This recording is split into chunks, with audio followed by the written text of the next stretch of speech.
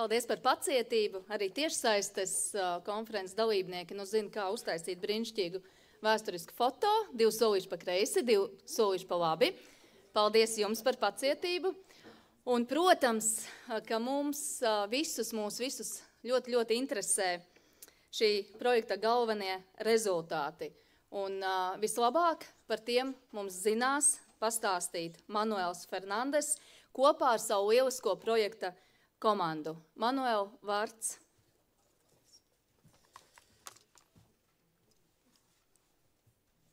Šodien ir svētki, un es gribu apsveikt īpaši manu dārgo Irina Maslo. Un tāpēc es lūkšu viņai atnākt uz skatuves nedaudz pie manis šeit būt, jo es gribu arī jums dažus vārdus pateikt. Lūdzu. Es jums nelieku strādāt šodien pārāk daudz, bet es gribu pateikt, ka visu, ko jūs dzirdēsiet šodien, tas ir pateicoties manai zinātniskai mammai Irina Maslo. Kad es atnācu uz Latviju, es biju vienkārši flautas spēlētājs.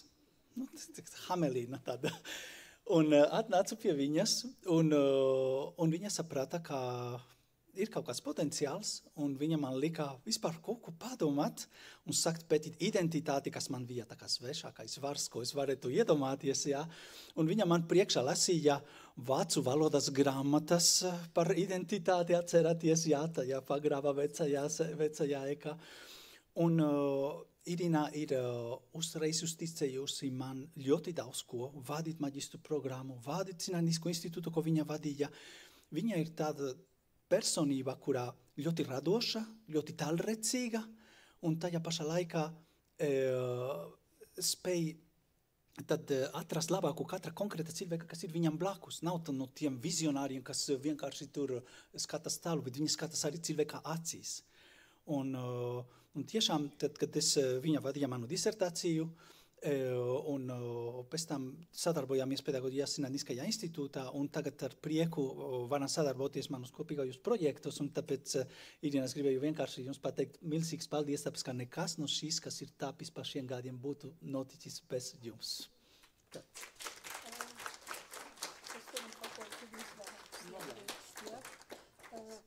Es šodien nestrādāšu, bet es gribētu pateikt paldies tieši Manuēlam, jo tas ir prieks, ka ir iespēja strādāt un priecāties par doktorantiem. Un tas nav vienīgais doktorants, arī Svetlana, mana doktorante, un Tamāra projekta 3 doktoranti, un skatīties, ka viņi ir pārauguši kādreizēju skolotāju. Un runājot par vērtībām, mums ir ļoti dažādi tipi. Mēs pētījām ar Manuelu kādreiz Spāņu projekta līderību. Es domāju, ka es bagātinu nedaudz projektu ar savu katalizātoru spēju. Paldies, Manuel. Paldies.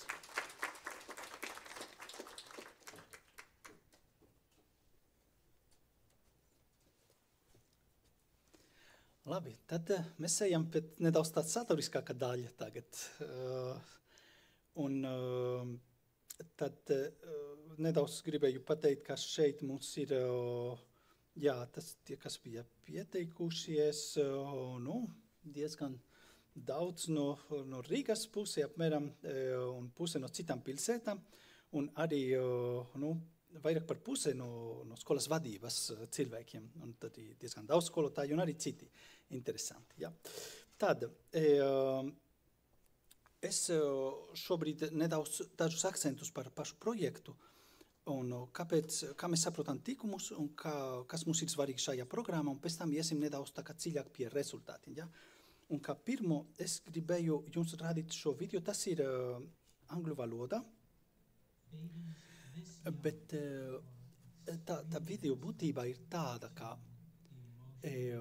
mēs esam cilvēki, kas ir radīti, lai mīlētu un lai tiktu mīlēti. Šī ir tas ļoti interesants eksperiments, ja, kurā bērniņa sākumā ar māmu kaut ko darās, jūs redzēsiet, un pēc tam lūdz mammai nekustēties, skatīties, nekas nav jāsaka. Viņš spēlējas, viņš smaida. And she gives a greeting to the baby gives a greeting back to her. Gribu runāt, kaut ko pateikt, interesējos par ārkārtēju pasauli. Nu, viss notiek ar viņu. Tad viņš ir priecīgs. Priecīgs tāpēc, ka viņš tiek mīlēts, un viņš var arī savā veidā mīlēt un smaidīt un dot un mīlestību atpakaļ. Tad sākas eksperimenta otru daļu. Mammai norāda nekustēt sevi. Nekustēt. Un tas bērns saka, man nesaprot, kas ar mani notiek, kas te notiek, vai tā ir spēle? Aha, no. Un viņš mēģina kaut ko viņu iecivināt, kaut kā, bet nekas nenotiek. Un viņš no visiem spēkiem, ar visām rokām mēģina mammu iekustināt, lai notiek tā mīlestības un viņš jau saka justies nelābi. Kas tur neiet labi? Es jūtos nemierīgi. Kāpēc tas ar mani notiek? Ciešanās rādās. Tāpēc, ka viņš nesaņem mīlestību. Viņš nevar arī dot. Un viņš saka kaut kur citur skatīties, kaut kur izklaidēt savu domu. Un tad viņš ir galīgi nelaimīgs. Galīgi nelaimīgs tas bērns, kas nesaņem. Sveikas mammai arī, kurai varbūt tas lielas ciešanas iekšā, tad varēja atgriezties pie savā bērnā un atgriezties normālā pasaulē, jā. Tad, redziet, man bija tas, skatīsimies, kā beigas tas video darīs, jā. Bet, jā, viņi stāsta par to, ka tiem bērniem, īstenībā tas bērns atspoguļo, kāds mēs esam. Mēs esam cilvēki, kas ir radīti, lai dod un saņemtu mīlestību. Un, kad mēs esam mums apkārt tas problēmas, tad izaicinājumi jauniešiem, piemēram, vardarbība, narkotikas, vientulība, emocionālas traumas, asjūkums par ģimenes veidošanu, stress, viņa kaut kā trūkst. Un ir tas jēdziens morālais ievainojums, arī pie kura es gribēju nedaudz pakavēties, jo man liekas, ka tas varētu būt viena no atslēgām. Ja jauniešiem trūkst mīlestības, ja viņiem trūkst arī morālu paraugu, un tad viņi var tur tik ievainoti, un arī pat viņu likumisku raksturu var tik sagrauts, un var sakt vardarbība, var sakt nemierīga, var sakt agresijas, un tieši tāpēc, ka viņi ir morāli ievainoti, tāpēc, ka viņi varbūt viņiem trūkst mīlestība, viņiem trūkst uzmanības, viņiem trūkst to, ko tieši caur to programmu mēs gribam arī viņiem dot. Jā. Mēs gribam sekmēt to domāšanas paradigmas maiņu, gan pašus skolēnus, gan skolotājus, gan no tās izdzīvošanas, egocentrisma, hedonisma, narcisisma, uz to iniciatīvu, draudzību, godīgumu, devību, uz to mīlestību. Jā.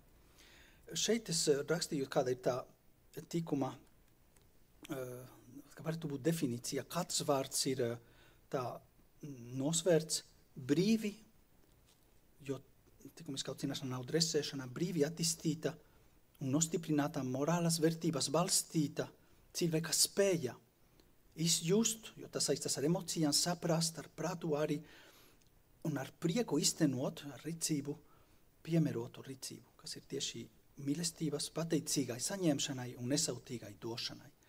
Iekpilnai dzīvei, jo šeit tikumi nav par morālas, teiksim, kārtības ievērošanu, bet par laimi, par ilgspējīgu izaugsmi, tāpēc šīs konferences nosaukums, tikumi izaugsmei. Man ļoti patīk šis izteiciens, kad reizējis prezidents ASV izglītot cilvēka prātu, bet ne tikumību nozīmē izaucināt sabiedrībai bīstamu cilvēku. Jā, tad visam pārējām prasmēm un gudrībām piemīt arī, narkotrafikantiem vai tad teroristiem un tā tālāk, bet tieši tā mīlestība un tad cilvēks ir centra, jā. Šeit ir mani divi galvenie akcenti, kas ir iestrādāti programmā, kā svarīgākais pasaulē ir tieši cilvēks, un tāpēc ar cilvēku uzvedamies ar pateicību, apbrīnumu un ar sirsnību. Sirsnība ir tās dārgums, kas mums ir katrā sirdī, un ko neviens mūsu vietā nevar dot citiem. Ja, tā sirsnība, ko mēs nedosim, tas paliks nedot. Un mēs varam to dot arī tikai brīvi, un arī brīvība, kas ir otrais akcents. Ja, ka brīvība, tāpēc, ka var mīlēt tikai brīvi, ja runa ir par tiešām tad dot mīlestību un saņem mīlestību, un arī tāpēc, ka brīvība ir pamats atbildībai un izaugsmei. Jā. Tad, tā kā mūsu laiks iet uz priekšu, es neapstāšos pārāk daudz, bet vienkārši tā liesmiņa mani apzīmē to, ka labākais tikumiskās audzināšanas veids ir tieši mūsu piemērs, bet nevis visu tikumu piemērus, kā mēs esam tā kā, wow, perfekti cilvēki, bet izaugsmes piemērs, kā mēs spējam arī lūgt piedošanu, kad kaut kas nebija tā, kad jaunieši redz, ka mums arī interese kļūt par labākiem cilvēkiem un augt kā cilvēkiem. Ja? Un ja viņi to redz mūsos, tad viņi arī iedegsies iekšā un varēs tad tālāk kļūt par tiem cilvēkiem, kuri ir aicināti būt. Mūsu komandas pieeja, lai sasniegtu šos mērķus, ir pētījumi, jo arī caur pētījumiem varam likt tos pamatus darbībai, bet arī iesaistoties pašiem pētījumā un iesaistot jauniešus, viņi var arī reflektēt un domāt dziļāk par tām tēmām, gan skolēni, gan skolotāji. Un arī materiāli, jūs zināt to programmu, par kuru arī mēs nedaudz šodien runāsim, kas ir zinātniski balstīta, praksē aprobēta un indeksēta, arī viegli izmantojama. Jūs jau to zināt, laikam, tāpēc arī jūs esat šeit, bet būs iespēja arī vairāk ar to iepazīties tajās darbnīcas. Tad mēs strādājam šajā juridiskā ietvarā, ko jūs ļoti labi zināt. Izglītības likums, tikumiskā audzināšana ir norunāta arī ministru kabineta noteikumos. Skolas 2030 vadlīnijas arī ir tā vīzija, piemēram, par skolēniem, un es ļoti priecājos arī par sadarbību tieši ar izglītības ministriju un ar valsts izglītības satura centru, tad mēs arī ielikām to ziņu šonedēļ, ka viņi ir tā kā izskatījuši mūsu materiālus, viņi ir atzinīgi novērtējuši un ielikuši arī tajā mapē vide, ko viss tā kā pārvalda. Ja, tā kā tas stiprina, ka šī materiāli ir derīgi izmantošanai skolai un tā kā liels paldies arī viņiem par to sadarbību un to interesi mūsu projektā. Mums bija vairāki pētījumi, sākam ar izpratnes vajadzību un izpēti pēcdoktorantūras projektā, un pēc tam jau sākam veidot īstenībā mēs interesējamies par labākiem paraugiem pasaulē, un paņēmam, adaptējam, pilnveidojam, pilotējam skolas, un tad palaidām arī izglītības sistēma. Un pēdējā projektā, ko šodien uz kuru vairāk koncentrējamies, ir arī tas vidusskolas projekta, teiksim, materiālu izveidošana 10–12. klasei, kā arī 1–9. klase efektivitātes mērīšana, kas nav viegli, un tad arī par to mums būs arī nedaudz tālāk prezentācija. Tas, kas mūs motivēja veikt šos pētījumus, ir tā liela interese, kas bija sabiedrība par to jautājumu, tieši tad, kad es sāku pēcdoktorantūras projektu 17. gadā, un mēs gribējām dot tiešām zinātnisku ieguldījumu. Tad tai programmai nevis kaut ko ātri darīt, kaut kas uz īsu laiku, bet tiešām likt labus pamatus. Un es domāju, ka tas ir arī viena no zinātnes misijām ielikt ilgspējīgus pamatus, un mēs ceram arī, ka turpināsim. Es gribu pateikt, piemēram, ka par to viedokļu uzzināšana nebija vienkārši kaut kāda anketiņa, kur cilvēki online strādā, bet šis bija ļoti, teiksim, kvalitatīvs pētījums, ļoti dziļš, kas tika arī šogad publicēts, tā Journal of Moral Education, kas ir vadošais mūsu jomā, un šeit jūs varat redzēt arī šī pētījuma koncepcija. Ja? Tad, ko strādājam arī kopā ar mūsu komandu, profesoru Maslo un Svetlana Surikova, tad, kā gājām pa cikliem, sākumā uzzinājām, pēc tam izpētījām, gājām dziļāk, interpretējām kopā ar dalībniekiem, jautājām viņiem, un tad saprātam labāk, kā Latvijā tiek tieši saprasti tie iecieni, kā raksturs, tikumiskais raksturs un tikumi un vērtības un tā tālāk. Ja? Un arī, piemēram, ar Svetlānu strādājām arī par to, kādā veidā vecāki skolotāji var sadarboties tajā tikumiskajā audzināšanā, cik svarīgi ir kopīga vērtību sistēma, kopīga atbildība, arī, lai gan vecāki, gan skolotāji var tālāk izglītoties. Tā kā apakšā ir ļoti daudz zinātnes šajos pētījumus. Projekts, paldies Dievam, ir rezonējis ļoti daudz. Izglītības vide sabiedrība, šeit ir daži dati no Google Analytics, kā jūs redzat, katru gadu vairāk par 5000 lietotāji iet mūsu projektā mājaslapā art.celu.lv. Ļoti daudz skatījumu, ļoti daudz arī lejupelādes. Jūs redzat, piemēram, tādus piemērus šeit, kas minēju, tad 3 mēnešos gandrīz 4000 lejupelādes pagājušā gada beigās. Šajā gadā 15000 lejupelādes no programmas materiāliem un tā tālāk. Tā kā, jā, programmā tiek iztenota skolās. Un arī man ir ļoti liels prieks, ka no visiem tiem skolotājiem, kas ir piedalījušies šajos projektos, tad nāca arī aicinājumi apmeklēt viņu skolas, lasīt lekcijas skolotājiem, skolēniem, vecākiem. Un šeit jūs redzat tas skolas, kuras es personīgi esmu bijis, varbūt tikai 2, kur bija mana kolēģe Svetlana manā vietā. Bet jā, tieši atsaucoties uz aicinājumu, kas nāca no skolas vides, no skolas cilvēkiem. Ja? Un tad arī starp diskusijas dalībniekiem jūs redzat daži no tiem, kas arī ļoti interesējas par programmu, un arī ar Rīgas informācijas izglītības metodiskais centrs. Mēs izveidojam 3 programmas jau tika vadītas, un citas izglītības pārvalde, kā Bauskas, Kuldīga, arī kādreizēja Pierīgas izglītības pārvalde, un arī dažas konkrētas skolas iztenoja arī tālāk izglītības kursus skolotājiem. Tad ļoti īsi par to pamatskolas programmu. Jūs redzat, šeit arī tik daudz skolas ir tā kā iesaistījušas, un cik skolotāji viņi saņēma no mums tie materiāli, ko mēs tulkojam un sākotnēji gatavojam, un viņi savas klases tos izmantoja.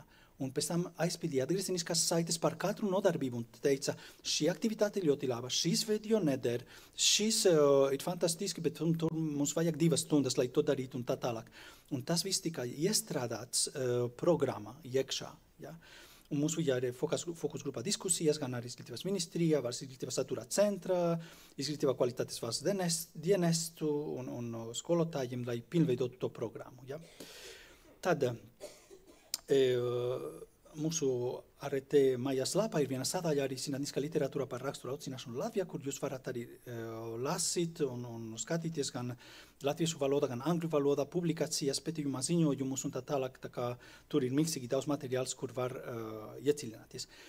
Bet šobrīd es gribētu iedziļināties nedaudz tieši efektivitātes pētījuma, kas ir viena no aktivitātēm, ko visvairāk esam darījuši tad šajā 3 pēdējo gadu projektā. Nedaudz stāstīšu par metodoloģiju, ko mēs izmantojam, un tad pasaukšu manu kolēģi Svetlanu, lai viņa stāsta vairāk par rezultātiem. Ja? Šeit tikai gribēju minēt 4 lietas, kad mēs gribam kaut ko attīstīt dzīvē. Sākumā mums vajag izpratne, piemēram, es gribu kļūt par futbolistu, ja, futbola spēlētāju. Tad man vajag skatīties futbola maču, skatīties, kā tā bumba ripo, kā ir 2 komandas, šeit kaut kāda izpratne jābūt. Ja. Un, zinām, aizrautība ir jābūt interesanti. Tad, bet nākamais solis ir, jā, to es gribu sev. Es gribu būt futbolists. Un tas ir tas otrs moments, orientācija uz mērķi. Ja. Un tad vajag trenēties, vajag atrast komandu, domu biedrus, iesaistīties un tā tālāk. Un tad nemitīgi arī tā pārdomas par to, vai tas ir tieši tā, kā es biju gaidījis, un tā identitātes jautājumi, vai es jūtos labi. Jūs paši gājat to procesu kā skolotājiem vai kā jūsu darbā un tā tālāk. Ja? Un tas ir to, ko mēs skatāmies arī mūsu pētījumos par kā kļūt par labāku cilvēku. Interesēties par to, kā ir labi cilvēki, tas ir forši, viņi skatās laimīgi. Es arī gribu būt labāks, es gribu augt, es gribu būt tāds, un kā man ir jādara, un tad jātrenējas, un jāatrod domu biedrus un atbalstu, un tas ir tas skolas un skolotāji, un arī citās vides, arī ārpus skolas, mums ir vairāki pētījumi par to, kā ārpus skolas arī attīstās šo aspektu, jātrenēties, jo ieradumi, teiksim, tikumi ir tie morāli ieradumi, kā es teicu, ka, nav tikai ideja, bet ir kaut kas, kas ir iestrādāts mūsos brīvi un pēc tam arī tā morāla identitāte, kā viņi jūtas tajā procesā, kur viņi kļūst par labāku cilvēku. Arī šī koncepcija tika ilgus gadus iestrādāta un tikko arī publicēta vienā no labākajiem žurnāliem arī par es neiecināšos, bet jūs esat tas 4 komponentes un kas ir tāds apakšā iekšā. Ja? Tad par pašu metodoloģiju, tad mums bija jautājumi par katru no tām komponentiem skolēniem, kas aizpildīja tās anketas, jo mēs gribējām uzzināt tā, kā viņu, teiksim, kā viņi saprot to likumisko audzināšanu, teiksim, likumisko izaugsmi, un arī kādā veidā tā programma palīdz viņiem attīstīt šo. Ja? Tāpēc darījām longitudinālu pētījumu ar 3 mērījumiem, pirms testa, starp posma testu un pēc testu, un pēc tam tad analizējām tos visus datus. Arī mums bija ļoti daudz klases. Jūs redzat, sākotnēji mēs domājam, ka 60 klases pietiktu, ja? Lai būtu reprezentatīvs pētījums, bet mums pieteicās 122, vai pieteicās vairāk, bet piedalījās 122 klases. Ja? Un starpformā tests, protams, dažas klases atkrīta, bet tomēr 97 klases un 1400 skolēni, kas piedalījās tajā pētījumā, arī tajos mērījumus. Un trešajā mērījumā, ko mēs darījām šī gada pavasarī, arī tad, tā kā mēs ieguvām ļoti daudz datus, es prezentēju šos rezultātus un vienā konferencē Amerikā pirms mēneša, un viens no galvenajiem vadītājiem, tas Journal of Moral Education redaktors galvenais, viņš man teica, jūs esat tādus datus savākuši, ka jūs varat tagad vienkārši sēsties 5 gadus un rakstīt zinātniskus rakstus, ja? Jūs ir intervijas un jūs ir arī, jā, tas ir par klasiem, un randomizācija, bet mums ir arī par 100 intervijām ar skolēniem, arī, ka viņi runā par šo izaugsmi, ja? Un jā, šeit vienkārši ieskats uz to, ka mums bija arī svarīgi, lai ir tas īstas, teiksim, longitudinālais pētījums, kā vajag, tad mums bija kontrolgrupas, mums bija eksperimenta grupas ar klasēm, kurām bija labāka izpratne, mazāka izpratne, lielas skolas, mazas skolas un tā tālāk, lai varētu skatīties, kas visvairāk ietekmēja to visu, ja. Instrumentus arī izmantojām ļoti augstu, teiksim, kvalitāti, kur tika iestrādātas tas 4 galvenās sadaļas.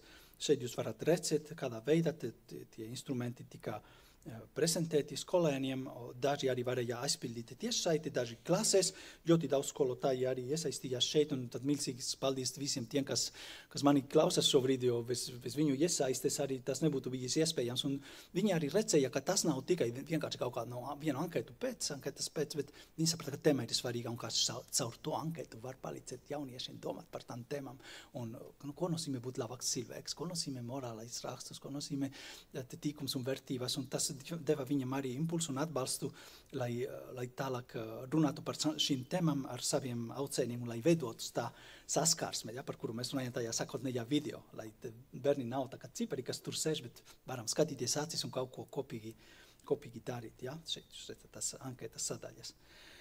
Un jā, par tām intervijām arī, kur bija iestrādāti tie temati, šeit jūs redzat interviju kopējo skaitu, tad to mēs darījām tikai ar 7. un 9. klases skolēniem šogad, kad jau pētījumā beigās, lai varētu arī iegūt galvenus rezultātus par to visu. Bet jā, es sākšu ar Svetlānu, un es gribētu arī, Svetlāna, ka dažus vārdus tev pateikt, pirms tu sāki runāt, ja? Tad, kā mēs esam pie mikrofona. Svetlāna ir viena no mūsu komandas pilāriem. Vienkārši bez viņas nekas nenotiek. Ja? Viņa dzīvo Recekne, bet viņa ir tikpat klātesoša, kā viņa dzīvotu blakus mājai kaut kā tur. Tad viņai vienmēr ir laiks visam. Nezinu kā. Un es ļoti priecājos arī par viņas izaugsmi, un tad viņa ir tagad valsts pētījuma programma vadītāja. Un, jā, milzīgs paldies, Svetlana, par visu, ko tu dari mūsu komanda, jo bez tevis tiešām neko mēs nevarētu darīt. Jā, tas arī.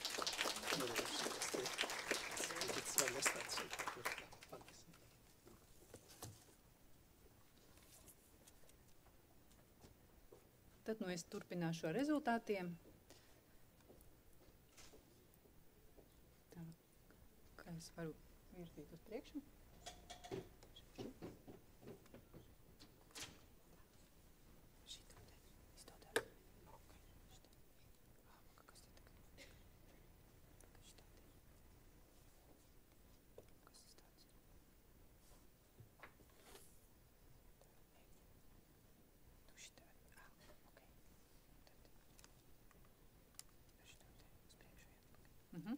Jā, paldies.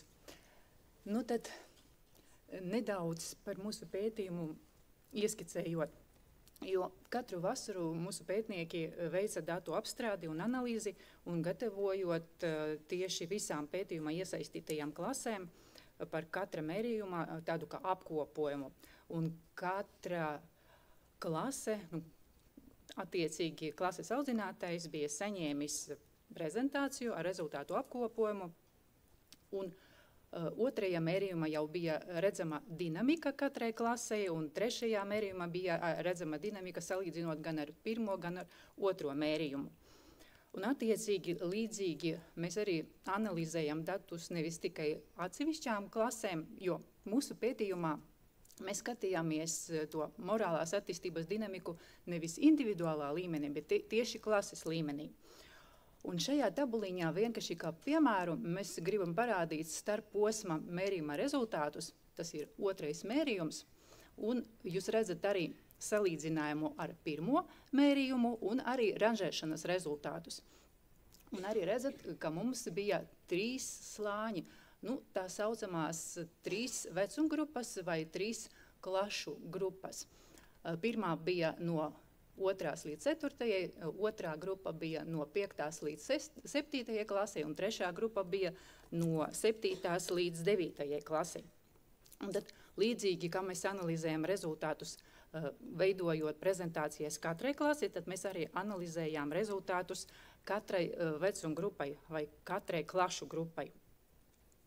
Un šeit jūs varat redzēt, ka mums ir saranžēti 4 komponenti, un visaugstākajā līmenī bija tieši pirmais A komponents izpratne par morālo izaugsmi, un 6. un 8. klasē viszemākajā līmenī bija tieši morālā rīcība, tas ir praktiskā iesaistīšanās savā morālajā izaugsmē. Darbnīcā, kas sekos laikam aiz mūsu diskusijas daļas, jums būs iespēja apskatīties rezultātus visos 3 mērījumos, bet šeit vienkārši kā piemērs paraugs viena mērījuma rezultāti apkopoti tabuliņā. Un tad, kā es biju jau minējusi, izpratne bija tas koprādītājs, kas bija visaugstākais no visiem 4 koprādītājiem visās vecumgrupās, visos mērījumos. Un lielākā daļa skolēnu ļoti, ļoti labi apzinās, kā likumisko raksturu var attīstīt, kā to var attīstīt mūža garumā, ka priekam par savu morālo izaugsmi ir ļoti svarīga loma likumiskā rakstura veidošanās procesā, un tieši emociju kontrole ir morālas izaugsmes sastāvdaļa, neatņemama sastāvdaļa. Un skolēnu izpratne par likumu praktizēšanas nepieciešamību, lai attīstītu likumisko raksturu, ir viens no zemākajiem rādītājiem visās vecumgrupās, un nav viennozīmīgi saprotama arī saikne vai sakarības starp brīvību un likumisko raksturu. Jo skolēni, īpaši 7. un 9. klases skolēni, nav pārliecināti, ka brīvība tomēr pieaug līdz rakstura attīstīšanu. Otrais komponents – orientācija uz mērķi. Tad te mums ir ļoti laba situācija. Vairākums skolēnu interesējas par savu morālo izaugsmi, un kopš bērnības apmēram 20–24% jau ir iesaistījušies savā morālajā izaugsmē pateicoties ģimenes atbalstam, pateicoties māsu, brāļu, vecvecāku atbalstam, un apmēram 40% skolēnu atgriežas morālajā izaugsmē pēc kādas neveiksmes, pēc kaut kādas problēmas situācijas, un te ir daži izteikumi, kā skolēni raksturo to problēmu situāciju, kas ir veicinājusi domāšanu par to, ka tomēr vajadzētu piedomāt pie savā likumiskā rakstura attīstības un vajadzētu ieguldīt arī laiku un resursus, lai izkoptu savus likumus. Trešais komponents – morālā rīcība. Visbiežāk izmantotās stratēģijas, lai veicinātu morālo izaugsmi, ir tikšanās ar draugiem, tādiem draugiem, kas ir ar savu piemēru motivē attīstīt likumisko raksturu. Ir laba plānošana tieši savā brīvā laika pavadīšanā, un ir izvairīšanās no vietām un cilvēkiem, kas mudina uz sliktu uzvedību. pieļamu uzvedību. Pilnā mērā tomēr neizmanto skolēni tādas iespējas, kā iespēja lūgt padomus par savu likumiskā rakstura attīstīšanu, interesēties par morālajām autoritātēm, cilvēkiem, kas ir morālās izaugsmes paraugi, un izvairīties no morāli graujošās vides tiešsaistē. Savukārt, skolēni ļoti bieži iesaistās ģimenes darbos, un tad viņi pilnveidojas likumiski. Viņi ļoti citīgi mācās, iesaistās skolas aktivitātēs, sporta un brīvlaika aktivitātēs, bet ļoti reti vai nekad iesaistās kultūras, mākslas aktivitātēs, garīgajās vai reliģiskajās aktivitātēs. Par 4. komponenti runājot par morālo identitāti.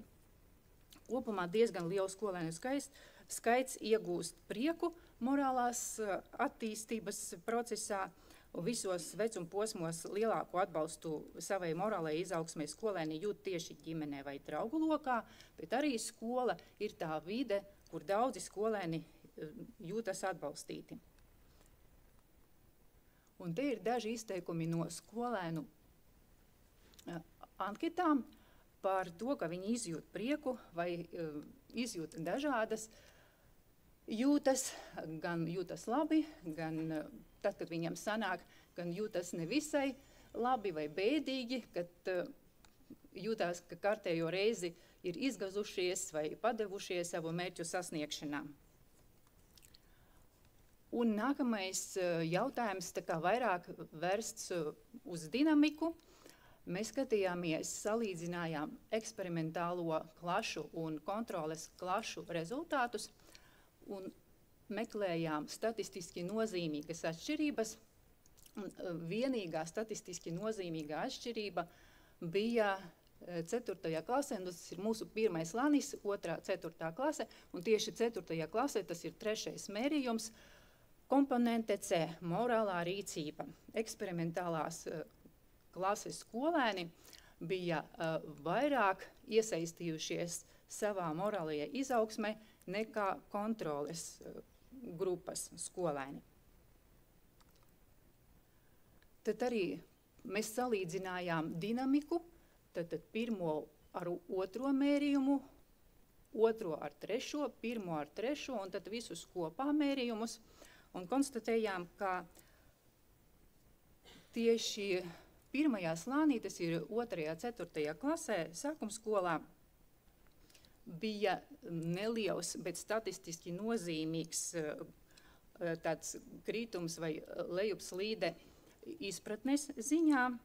Savukārt kontroles grupā bija lejupslīde gan C, gan D komponentē, gan morālajā rīcībā, gan morālajā identitātē. 2. slānī, 5. 7. klasē, eksperimentālajām klasēm bija statistiski nozīmīga pozitīva dinamika B komponentē. Tas ir A komponentē, jā, tā ir izpratne. Un kontrolgrupas klasēs statistiski nozīmīgas atšķirības un ar negatīvu noslieci, ar negatīvu dinamiku bija A komponente un D komponente. Te ir noslīdējusi tas aplītis, noslīdējis aplītis. Un tad par 3. slāni runājot, 3. slānī eksperimentālajā grupā vispār nebija nekādu statistiski nozīmīgu izmaiņu, salīdzinot mērījumus gan pāros, gan visus 3 mērījumus kopā, bet kontrola grupā bija statistiski nozīmīga tieši negatīvā dinamika D komponentē. Tas ir morālajā identitātē, sarkanajā krāsē iekrāsots, bet aplītis ir noslīdējis. Un pie kā mēs esam nonākuši? Ka mēs nevaram apgalvot, ka mūsu programma ļoti efektīva visādā ziņā un tikai programma dod kaut kādu ieguldījumu skolēnu morālajā izaugsmē.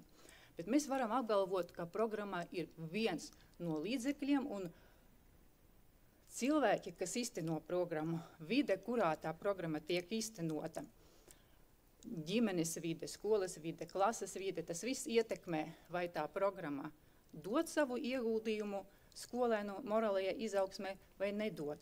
Mēs arī redzam, ka arī kontroles grupas klasēs nemaz nav tik slikti rezultāti. Arī tur notiek likumiska audzināšana, arī tur notiek likumu izkopšana, bet viens no secinājumiem ir, ka salīdzinot eksperimentālās un kontrolu grupas klases, mēs esam pamanījuši, ka tieši eksperimentālajās klasēs tā negatīvā dinamika tomēr bija mazāka un bieži vien tā nebija statistiski nozīmīga, bet tieši kontrolgrupā tā bija izteiktākā un statistiski nozīmīga tieši morālās identitātes komponentā. Tas nozīmē, ka mūsu programma, tā mēs gribam domāt, tomēr palīdzējusi tiem skolēniem eksperimentālajās grupās saglabāt kaut kādu līdzsvaru, neatteikties no iesaistīšanās savā morālajā izaugsmē, pārvarēt varbūt kādu pusauģa vecuma krīzi. Un mēs arī gribam domāt, ka kaut kādā mērā tas arī bija mūsu programmas nopelns. Ja Manovs grib kaut ko papildināt, par datu interpretāciju, jo viņš ļoti daudz ir piedalījies dažādās starptautiskās konferencēs, ir diskutējis par šiem rezultātiem ar mūsu ārzemju kolēģiem, un bija arī dažādas atziņas, ko tas varētu nozīmēt, kā mēs to varam interpretēt. Un, ja tu gribi kaut ko piebilst, tad arī droši saki. Labi. Un tad nedaudz par darbnīcu. Tad tajā stūrīti jūs redzat, jūs varēsiet piedalīties tieši pētniecības kafejnīcas darbībā. Tā būs viena no 3 darbnīcām. Un tad tajā darbnīcā jūs varēsiet detalizētāk iepazīties tieši ar efektivitātes pētījuma rezultātiem, metodoloģiju, jūs varēsiet paskatīties uz mūsu publikācijām, uz populārzinātniskajiem ziņojumiem, uzdot jautājumus man gan par metodoloģiju, gan par instrumentiem, gan par rezultātiem, gan arī kopīgi ar jums mēs varam mēģināt interpretēt šos rezultātus. Un, protams, jūs satiksieties ar zinātniekiem un varēsiet arī veidot kontekstus turpmākajiem pētījumiem, projektiem. Un arī būs tādas interaktīvās aktivitātes, kurās es mēģināšu jūs iesaistīt un visādā ziņā motivēt un pateikties jums par dalību. Un tad, laikam, tas arī, no manas puses ir viss.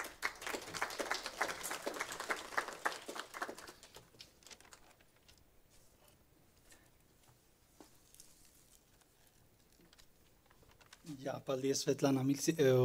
Jā, vienkārši, ko es no savas puses gribēju piebilst, ir, ka mērīt, protams, skolēnu likumiskā audzināšana izaugsme, tas ir ļoti grūti, tas arī tie rezultāti norāda uz metodoloģijas un tad uz pašu pētījumu, teiksim, robežam, bet, jā, īstenībā tie, kas visvairāk var zināt, ir paši jaunieši, kas viņiem deva, kādā veidā, tad viņiem aktualizēja un īstenībā viens veids, kā jūs varat arī skatīties uz šī programmas, teiksim, gan pilotēšana, gan īstenošana klasēs, ir skatoties uz likumiskās audzināšanas programmu pašu, tad gan tiešsaite, gan kas ir izdrukāta, tur ir ļoti daudz skolotāju materiāli un pateicot, kā tas ir ietekmēji pozitīvi klases dinamiku un skolēnu, teiksim, attieksme klasēs un tā tālāk. Tā kā, jā, tad, nezinu, kaut kur esmu atstājis.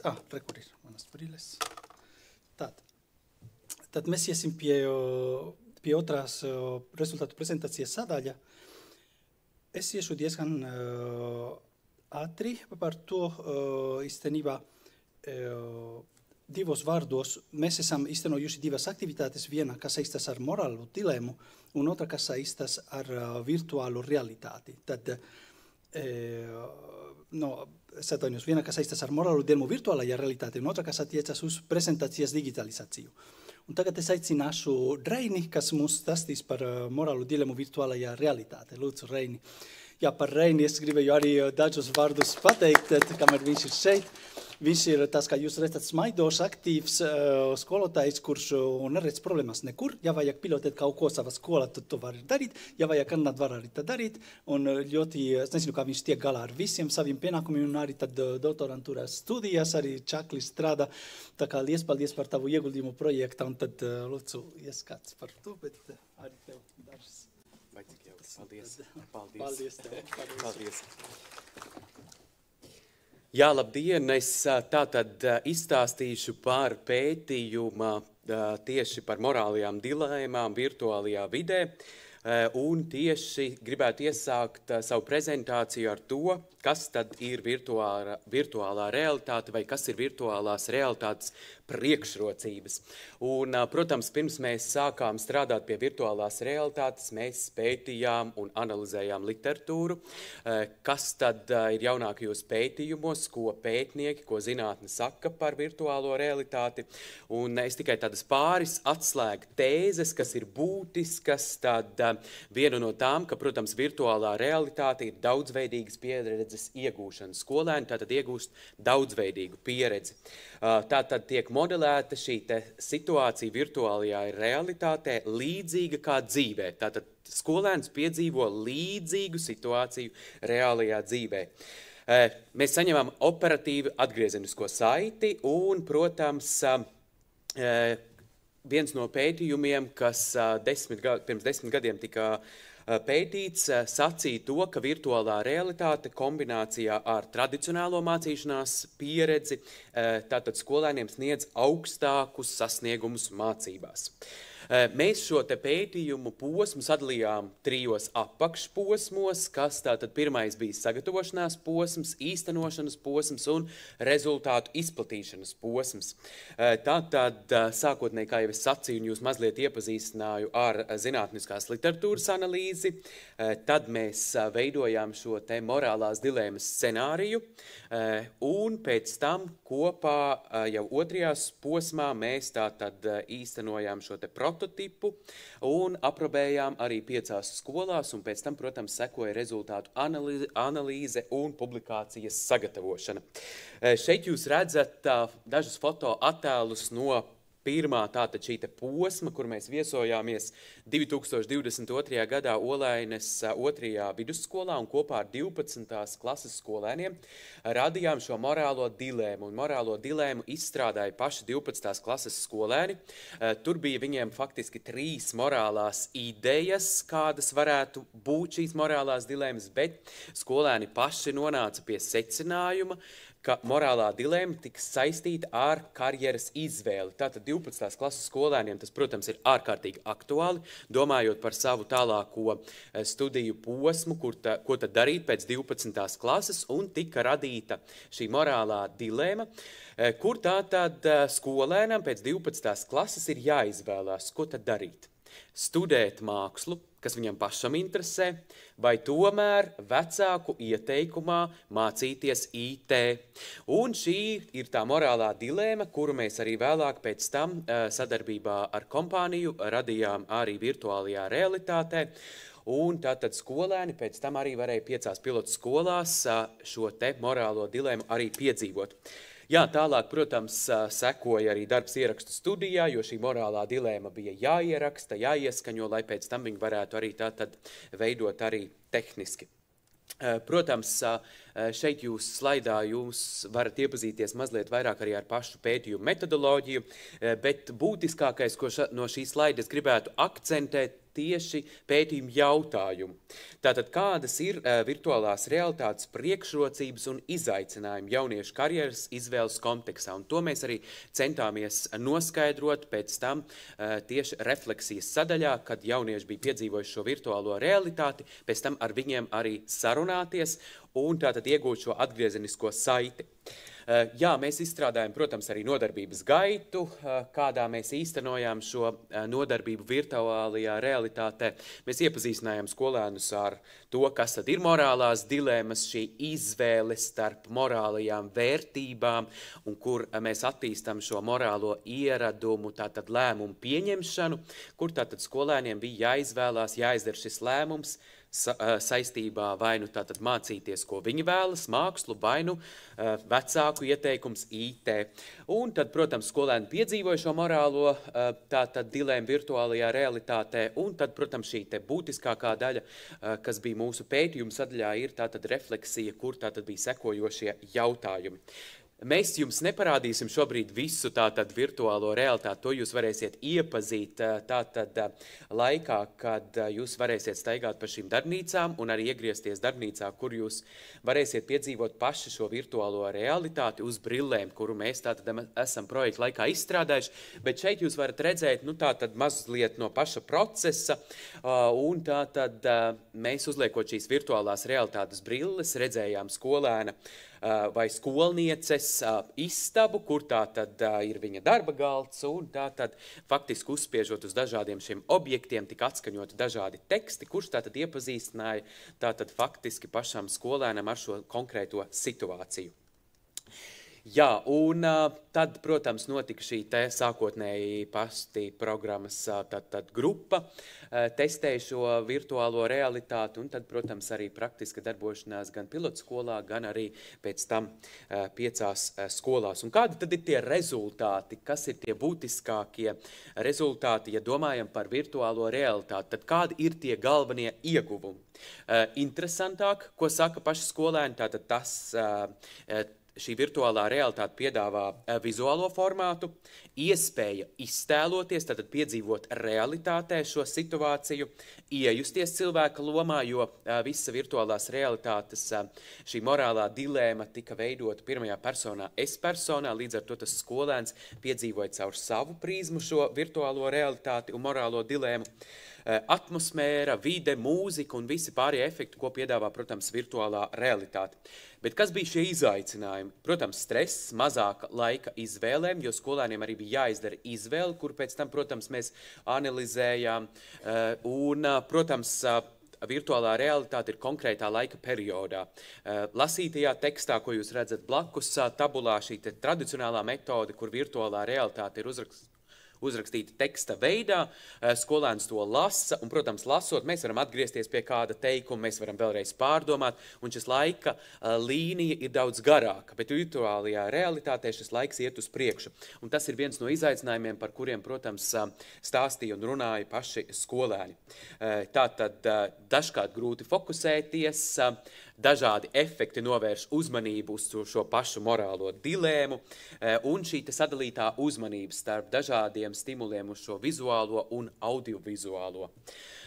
Un tad par šo tradicionālo metodi, jeb morālo dilēmu papīra formātā, kur šī morālā dilēma bija uzrakstīta, jo viena grupa tātad piedzīvoja šo morālo dilēmu virtuālajā realitātē, bet otra grupa no klases tātad viņam bija iespēja piedāvāt tātad šo morālo dilēmu lasītā formā lasīt un pēc tam kopīgi pārunāt. Nu, un tad ieguvumi no šīs metodas ir iespēja iedziļināties šajā tekstā, pašam iztēloties, nevis pieņemt jau šo gatavo iztēli, pašam attīstīt fantāziju, atkārtot tātad izlasīto informāciju, diskutēt savā starpā un izjust emocijas, tātad pašam piedzīvot no lasītā teksta. Un kāda tad ir izaicinājumi? Un izaicinājumi noteikti arī mums kā skolotājiem. Ja mēs ņemam tekstu šajā teksta formātā, tad, protams, ir ierasts, parasts, klasisks, tradicionāls veids, un tātad reizēm, protams, skolēniem arī ir grūtības iztēloties, un reizēm arī, protams, garlaicīgi lasot šo te morālo dilēmu teksta veidā. Kas tad ir tie būtiskākie secinājumi, pie kā mēs esam pienākuši un ko es gribētu būtiskāko sacīt, ka tas optimālākais risinājums ir integrēt abas šīs tātad metodas, gan virtuālo realitāti un šo tradicionālo pieeju, tātad morālo dilēmu risināšanas kontekstā. Jā, un, protams, ir jāatvēl ārkārtīgi liels un nozīmīgs laiks, ir, protams, šai pašai refleksijai, neatkarīgi no tā, vai skolēni ir piedzīvojuši šo morālo dilēmu virtuālajā realitātē vai šajā te tradicionālajā pieejā, ir ārkārtīgi būtiski šī diskusija, kur viņi diskutē, atbild uz šiem jautājumiem un pārdomā savas izvēles, kāpēc ir pieņemti šādi konkrētie lēmumi šajās te situācijās. Tas tātad īsumā par virtuālo realitāti. Un, kā jau es sacīju, jūs pēc tam varēsiet arī paši pieredzēt šo virtuālo realitāti. Paldies! Paldies! Tad ļoti īsi par to otro projekta aktivitāti šajā digitalizācijas projekta. Mēs izstrādājam PowerPoint prezentācijas tajā ClassPoint vide, kas ļauj īstenībā skolotājiem tajā pašā PowerPoint prezentācijā tad strādāt interaktīvi ar skolēniem. Mēs to pilotējam sadarbībā ar Rīgas izglītības metodisko centru, ar skolotājiem, kas mums deva savu atgriezenisko saiti, un šis rīks izskatās šādi, kā jums ir tā parasta prezentācija, ir pociņa, spiež skolēns redz savā telefona šos vai tos jautājumus, atbilde, parādās tur. Un, jā, skolotāju domas par šo rīku, bija kā vienmēr dalītas, jā, vienas puses unikāls, interaktīvs, viegli veidot aptaujas, bagāt klases refleksijas pārdomām, no otras puses, protams, vajag tehnoloģiskas puses, dažas aktivitātes ir ierobežotas, bet tas ir viens vēl rīks, ko jūs varat atrast mūsu mājas lapā, tur, kur ir 7-9 klašu skolēnu tiskumiskā audzināšana, tieši 8. klasē ir tādas pašas tēmas, ko jūs redzat šeit labajā pusē, kas ir arī parastajā vide, papīra formātā, bet arī visas prezentācijas, ko jūs redzat šeit, ir arī ar tiem iestrādātiem rīkiem jautājumiem, tā kā tiem skolotājiem, kam labāk padodas ar jaunām tehnoloģijām, kas grib to izmantot savas klases, viņam ir arī kur izvēlēties, teiksim tā. Tā ir tā doma, ja. Un tad darbnīcā digitālajā ceļojumā jūs varēsiet izmēģināt virtuālās realitātes dilēmu. Tieši mums ir 5 brīles, ja? Tad 5 brīles. Un arī apskatīties ClassPoint iespējas, tur ir ar datoru, var skatīties, kā tas reāli strādā, un iepazīties ar pētījumiem, publikācijām, kas tika izstrādāta šī projekta daļā, un satikties, protams, ar mūsu brīnišķīgiem projekta zinātniekiem. Tagad es runāšu par vidusskolas programmu, kā pēdējo posmu, tad mūsu rezultātu prezentāciju. Bet pirms tam es gribētu saukt šeit mūsu kolēģi Beāti Balandīnu.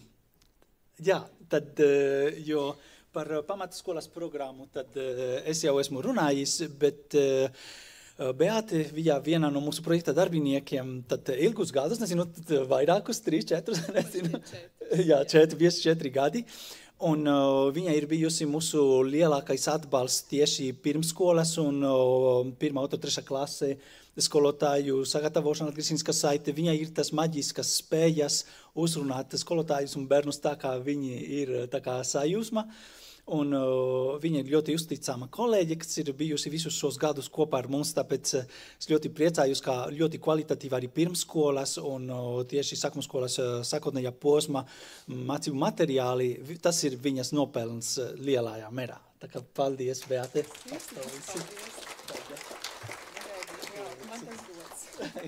Paldies. Un tagad saukšu pie mums tad Gunita Elksne, kas savukārt ir bijusi tieši pamatskolas 2. posmā un arī vidusskolas programmas veidotāja, un es gribu arī pateikt par viņu, ka viņa ir arī tā sieviete, kurai nekāda problēma nav, var pie visu tikt, un ļoti aktīvi arī man 3 reizes jau biju pie tevis aizkraukle skolās un tā tālāk, ja, tā ar skolotājiem, skolēniem, ar vecākiem, visu kaut kur. Un es gribētu teikt par viņu, ka Gunita ir tas cilvēks, kas spēj jūsmot. Kad viņai kaut kas patīk, tiešām viņa spēj vēl just tā sajūsma par lietām. Un, protams, ir arī brīži, kas ir grūti, un kad viņa nejūsmo, arī viņa nejūsmo, bet kad viņa jūsmo arī tā iet ar visu spāru. Tā kā paldies, ka tu esi mūsu komanda, Gunita.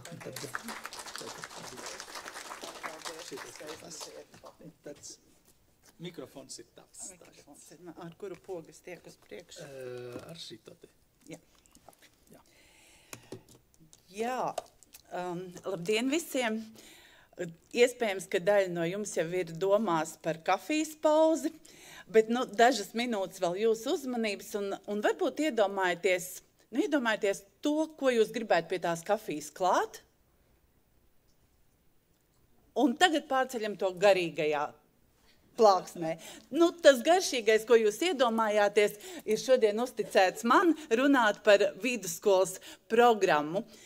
Man šķiet, ka šis darbs, ko mēs paveicām, ir tiešām ļoti, ļoti, ļoti labs un ļoti derīgs galvenokārt. Tas ir tas svarīgākais, jo ja pamatskolas programmu mēs pielāgojām Latvijas situācijai, skatījāmies kā labāk, tad vidusskolas programma ir pilnīgi mūsu radīts bērns. Visu, kas šajā programmā atrodams, tie ir mūsu lēmumi, mūsu vēlmes un mūsu izpildījums. Kas tad tas ir? Kopumā mūsu programma, protams, atbilst visām humānajām atziņām, skolēnu centrētai pieejai, paradigmai un holistiskai pieejai, bet ja mēs tā paskatāmies detalizētāk, kā tad to dzīvē ieraudzīt, tad lūk tādi 4 atslēgas punkti. Dialoģiskā pieeja, jo tā ir vidusskola, ar lieliem cilvēkiem vajag sarunāties, cieņpilni sarunāties, prast uzklausīt, prast sadzirdēt, kas nav nemaz vienkārši uzdevums sadzirdēt otru cilvēku, jo dzirdēt un sadzirdēt, tās ir tomēr atšķirīgas lietas. Līdzsvars starp redzesloka paplašināšanu un uzticības vides veidošanu. Šķiet elementāri, un tajā pat laikā nē, jo dažkārt mums skolotājiem, es esmu skolotājs ar 31 gadu darba stāžu, es drīkstu runāt par mums arī netik varbūt glaimojošas lietas reizēm. Mums patīk dažkārt moralizēt, norādīt, kā vajag, ja? Bet mūsu programma ir vērsta uz to, ka tu man vari uzticēties, skolēni. Es esmu gatavs dzirdēt tevi, ar tevi kopā atrast tās jaunās domas, jaunās atziņas, nevis iedot gatavu šķīvīti, tā teikt. Ja? Nākamā sadaļa par kultūras un ētikas zināšanām man ir arī ļoti mīļa, varbūt pat īpaši mīļa, tāpēc, ka mana pētnieciskā darbība šobrīd saistās ar zināšanām un konkrēti saistībā vēl ar mūsu kopīgo projektu, ar zināšanām par sevi, par sadzīvošanu ar pasauli, par kopā būšanu, un kas tad man ir jāzina par to? Kas ir tās zināšanas, vai man tādas ir vajadzīgas, kādas tieši, un kā tās iegūt? Un, protams, jauniešiem vajag daudzveidību. Mēs nevaram apmierināties tikai ar lekcijām vai tikai ar priekšlasījumiem kādiem. Mēs ļoti daudz domājām par to, lai nodarbības ir interesantas, lai ir daudzveidīgas metodes, lai ir starpdisciplināra pieeja, un lai katrs skolotājs un skolēns varētu atrast šajos materiālos tieši tādu iespēju, kas dod viņam augšanas iespēju, mazliet varbūt izaicinājumu, ja, lai es nākamajā pakāpē varu nokļūt, domājot un esot šajā nodarbībā. Tāpēc ir materiāli arī, kas ir padziļināti pieejami, ja, ka var doties katrs savām iespējām arī atbilstoši. Vai, pareizāk laikam būtu teikt, skolotājs var izlemt, kādā tad līmenī ar klasi darbosies. Tā. Lūk, kā tad mēs strādājām? Tad viena no lielajām darba daļām šajā vidusskolas programmā bija mūsu ekspertu darbs. Kas tad mēs bijām? Ļoti jauki cilvēki mēs bijām un esam. Tātad 2 zinātnieki, Manuels un Andrejs Mūrnieks, ja, ar savām jau pamatīgajām zināšanām par to, kā cilvēks aug un kā cilvēkam jāattīstās.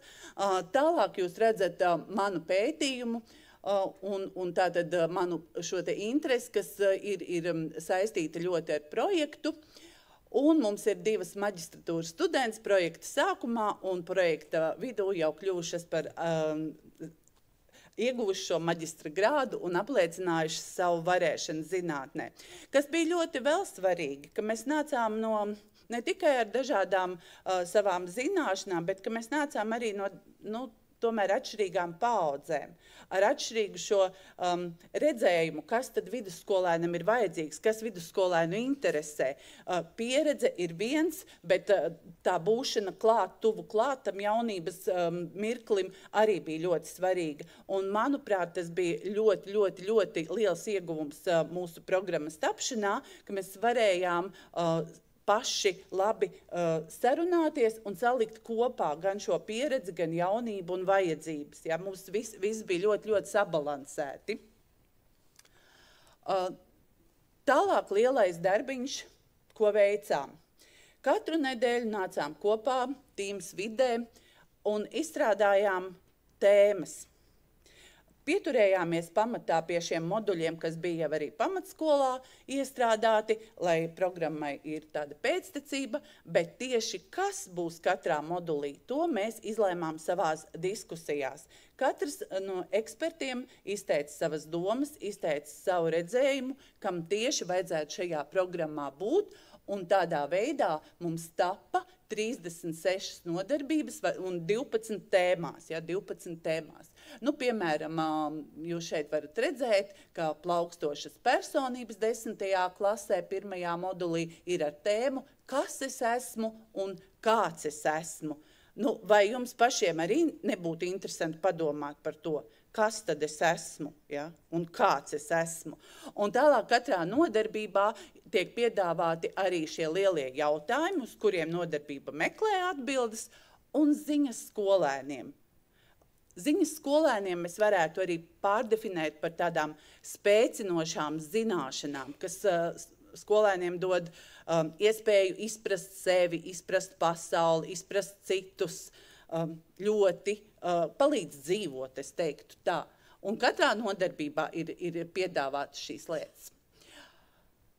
Jā, un katrā tēmā, katrā modulī tātad ir nodarbības, un kopā ir 36 tādas nodarbības. Nu, vai nav jauki?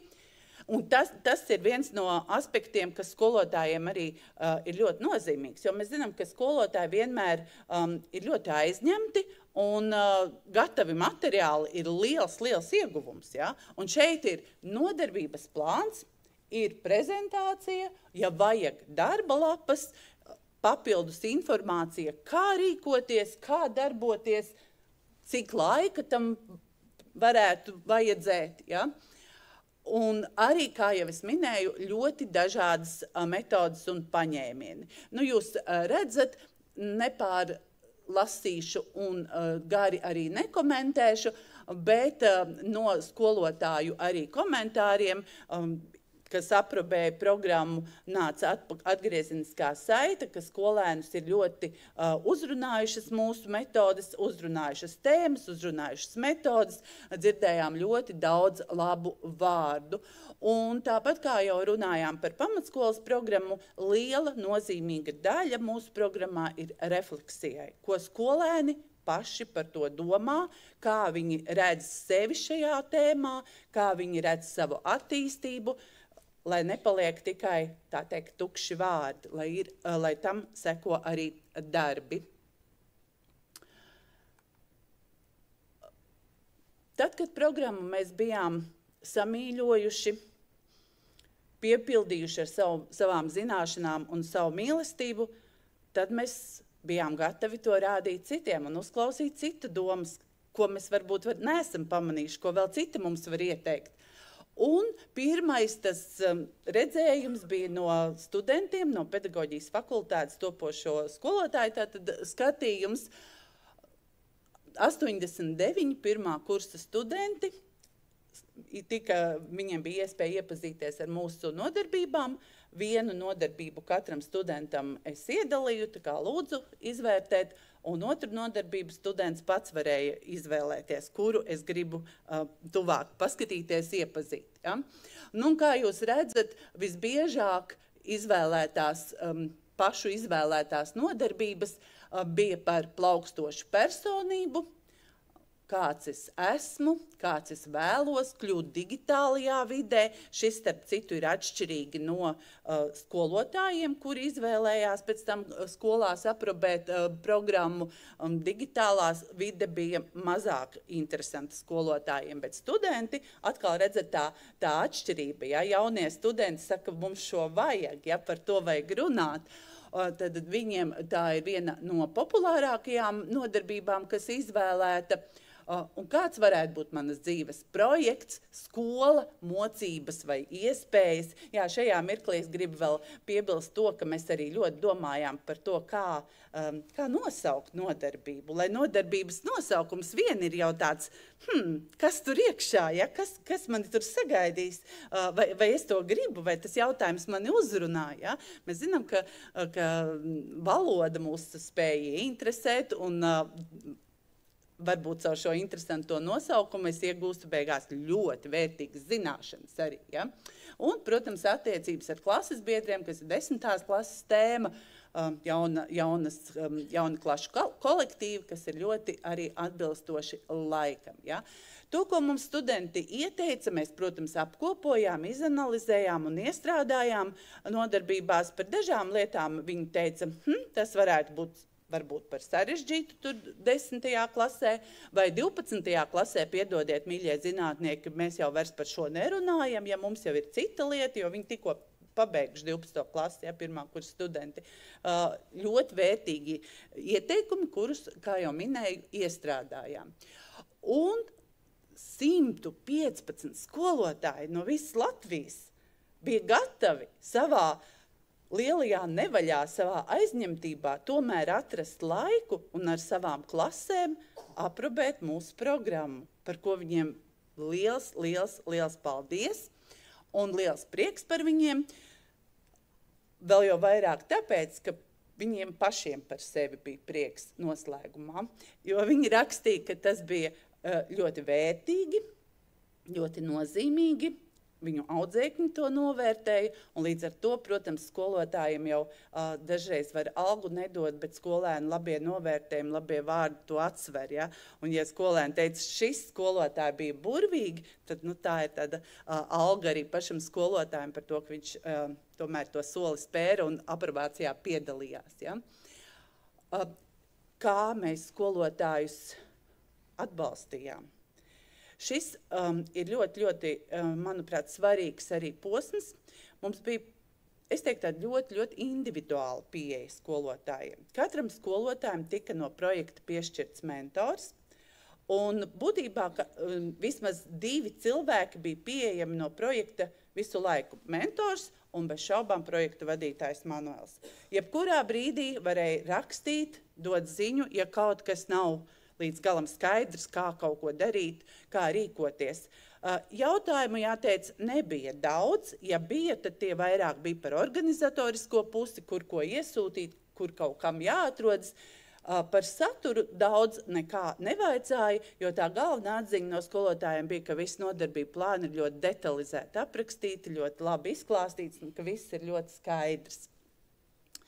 Kā jūs redzat, aptverta visa Latvija mums bija, daži novadi aktīvāki, daži mazāk aktīvi, bet piedalījās visa Latvija. Un saņēmām tātad 91 izvērtēšanas anketu par visu tēmu, kas bija, no tā tēma 3 nodarbības novadītas skolās. Lūk, un tad, kad skolotāji bija snieguši savu atgriezenisko saiti par nodarbībām, tad atkal sākās ekspertu darbs, un mēs apkopojām visus šos ieteikumus, nodevām nodarbības galvenajam cilvēkam, kurš atbild par katru nodarbību.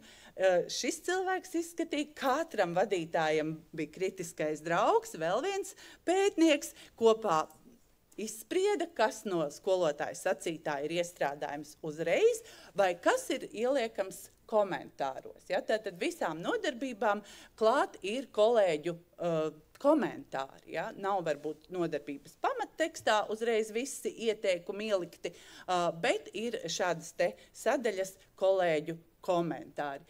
Kā jūs redzat arī šeit slaidā. visa nodarbību tēmas šobrīd jūsu uzmanībai. Jūs ar acīm varat tā ātri pārskriet un šo es gribētu. Ar šo es gribētu sākt, pats par sevi padomāt. Mirklis, lai jūs varat palasīt. Kāda interese radās? Smaidi liecina, ka kādam doma ir aizķērusies. Labi, un tā tad vēl mazliet par skolotāju atsauksmēm. Klāt pie šīm atsauksmēm es gribētu arī, kā direktora vietnieks, sacīt to, ka vidusskolā klases audzināšanas stundas ļoti bieži ir vairāk organizatoriskas stundas. Un mūsu programma, es saprotu arī no kolēģu komentāriem, ļāva šīs stundas pacelt jaunā kvalitātē. Jo materiāli ir, viss ir, atliek darīt, un pašam prieks pēc tam arī ir. Paldies! Ja vēl kādi jautājumi, tad tiekamies pēc brītiņa randiņā. Jums patīk randiņi? Man patīk, tad tiekamies!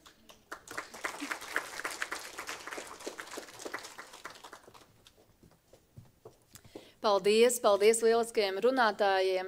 Nu, brīnišķīgi mēs esam redzējuši Vaigu vaigā projektu komandu. Un tad, kad būs šīs te darbnīcas, tad noteikti izmantojiet iespēju un pieiet klāt, uzdodiet savus jautājumus. Ja nav jautājums kāds, tad vienkārši pasakiet paldies par milzīgo, lielo izdarīto darbu. Nu, lūk, mēs esam nopelnījuši šobrīd kafijas pauzi. Tiem, kas ir tiešsaistē, nāksies par kafiju parūpēties pašiem, bet mums klātesošajiem kafijas pauze pa kreisi, tur droši dodaties, aptuveni kādas 15-20 minūtes. Nu, tad, kad jūs izdzirdēsiet kādu skaistu melodiju no šeit no zāles, tad droši nākat atpakaļ un ieņemiet savus vietas, un mēs turpināsim. Paldies!